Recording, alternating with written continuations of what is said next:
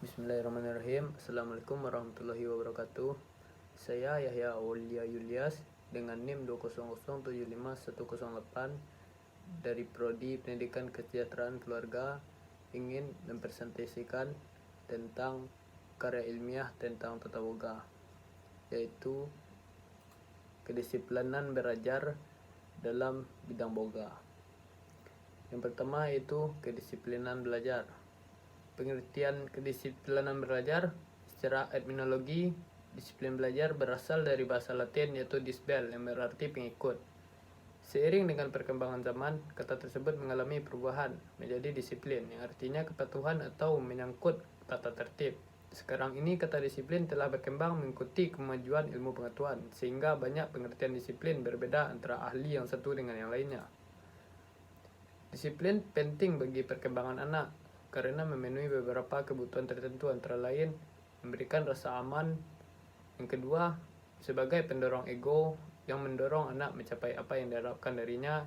Yang ketiga, anak belajar menafsir. Yang keempat, memungkinkan hidup menurut standar yang ditujui oleh kelompok siswa. Dan yang terakhir, membantu anak mengembangkan hati nurani, suara hati, membimbing dalam mengambil keputusan dan pengembangan tingkah laku. Menurut Sofwan Sulistiawati, agar seorang siswa dapat belajar dengan baik, maka harus memiliki sikap disiplin, terutama disiplin dalam hal-hal berikut. Yang pertama, kedisiplinan belajar di sekolah. Setiap sekolah memiliki peraturan dan tata tertib yang harus dilaksanakan dan dipatuhi oleh semua siswa.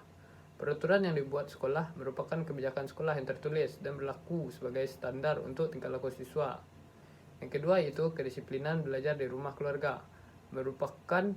Keluarga merupakan lingkungan sosial paling kecil dan lingkungan pertama bagi individu yang memegang peranan penting dalam pembentukan disiplin. Yang ketiga, disiplin terhadap pemanfaatan waktu. Salah satu manfaat yang sering dihadapi oleh siswa adalah siswa mengeluh kekurangan waktu untuk belajarnya, tetapi sebenarnya kurang memiliki keteraturan dan disiplin untuk menggunakan waktu. Pengertian pembelajaran. Pembelajaran menurut Sujana tahun 2000 merupakan setiap upaya yang dilakukan dengan sengaja oleh pendidik dapat menyebabkan peserta didik melakukan kegiatan belajar. Biggs membagi konsep pembelajaran dalam 3 pengertian, yaitu yang pertama pembelajaran dalam pengertian kuantitatif.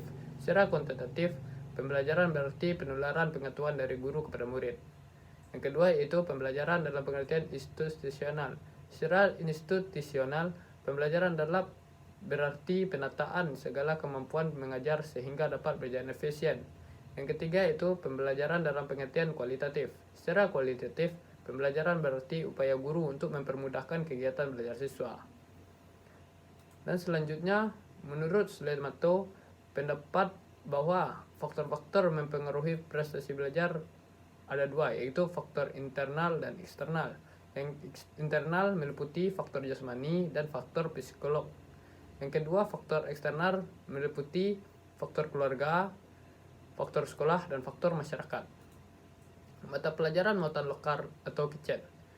Mata diklat muatan lokal KICEN merupakan mata pelajaran program keahlian produktif, yaitu dalam proses pembelajaran siswa menempuh kegiatan belajar secara teori dan praktik. Muatan lokal KICEN merupakan kegiatan kurikuler untuk mengembangkan kompetensi yang disesuaikan dengan ciri khas potensi daerah, termasuk keunggulan daerah, yang materinya tidak dapat dikelompokkan dalam mata pelajaran yang ada. Substansi mata pelajaran muatan lokal ditentukan oleh suatu pendidikan, tidak terbatas pada mata pelajaran keterampilan memasak saja. Adapun materi yang dipelajari meliputi 6 kompetensi dasar, yaitu pengolahan hidangan Cina, pengolahan hidangan Jepang, metode pengolahan makanan, pengolahan hidangan dan kue, pengolahan hidangan roti, sanitasi dan higien dapur hotel. Pengolahan hidangan Cina. Cina adalah suatu negara besar, luas dan berpengaruh dengan populasi yang padat. Sesuai dengan awal peradabannya dan perbedaan-perbedaan besar dalam kebiasaan dan tradisi. Variasi masakan yang telah diciptakan sesuai dengan hasil khusus dan selera dari setiap provinsi yang berbeda. Pengolahan hidangan Jepang. Bangsa Jepang dikenal dengan bangsa yang sudah sangat maju di Asia. Mereka memiliki taraf kehidupan yang tinggi, teknologi modern, dan pola kehidupan rakyat yang sejahtera. Pada umumnya, bahan-bahan untuk masakan Jepang berupa beras, hasil pertanian, dan bumbu berupa dasi yang dibuat dari konbu. Dan sanitasi dan hygiene dapur. Konsep sanitasi adalah usaha kesehatan masyarakat yang menitik beratkan pada pengawasan terhadap berbagai faktor lingkungan yang dipengaruhi atau mungkin mempengaruhi derajat kesehatan manusia. Hygiene adalah suatu usaha kesehatan masyarakat yang mempelajari suatu kondisi lingkungan terhadap kesehatan manusia. Sekian hasil presentasi dari saya. Apabila ada yang salah, mohon dimaafkan. Terima kasih. Wabillahi taufiq wal hidayah. Assalamualaikum warahmatullahi wabarakatuh.